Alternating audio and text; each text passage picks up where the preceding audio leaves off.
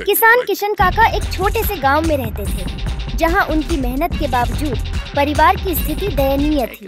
उनकी दिनचर्या खेतों में काम करने में बीतती थी, लेकिन चंद दाल रोटी का जुगाड़ भी करना बहुत मुश्किल हो जाता था। काका के दो बेटे मोहन और सोहन मेहनत से कतराते थे और हमेशा नया सामान अपनाने का बहाना बनाते थे। यह देखते हुए काका ने सोचा कि शायद बहुएं कुछ समझदारी दिखाएंगी और घर की स्थिति में सुधार करेंगी। काका ने अपने बेटों की शादी कर दी। मोहन की दुल्हन का नाम गुलाबो था, जबकि सोहन की चंपा। शादी के बाद उनका आराम और भी बढ़ गया। दोनों बहुएं अपने अपने तरीके से जीवन जीने के प्रति सजग थीं। गुलाबो ने खेतों में मिट्टी के गीलेपन की चर्चा की, जबकि चंपा पिकनिक आयोजित करने की बात करती।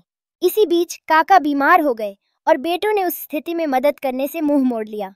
काका की तबीयत बिगड़ने के बाद गुलाबो ने हिम्मत दिखाई। उसने अपने गहने बेचकर काका का इलाज करवाया और खेत का काम संभाल लिया। उसकी सूझबूझ ने खेत में नई जान डाल दी।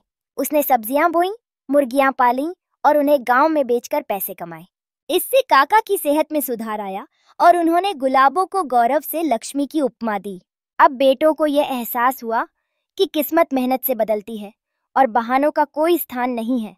कहानी का मजेदार मोड़ तब आया जब काका ठीक होने के बाद अपने बेटों की ओर मुड़े और कहा, अब तुम्हें खेत में काम करना सीखना होगा, वरना मैं तुम्हें गुलाबों की सहायक मजदूर की नौकरी दिलवा दूंगा। यह सुनकर दोनों बेटे घबरा गए और समझ गए कि घर में काम करने की एक नई शुरुआत का समय आ गया है। इस घटना ने उन्हें सिखा दिया कि जब भी कठिनाई आए, सच्चे साथी वही होते हैं जो स्थिति का सामना करते हैं।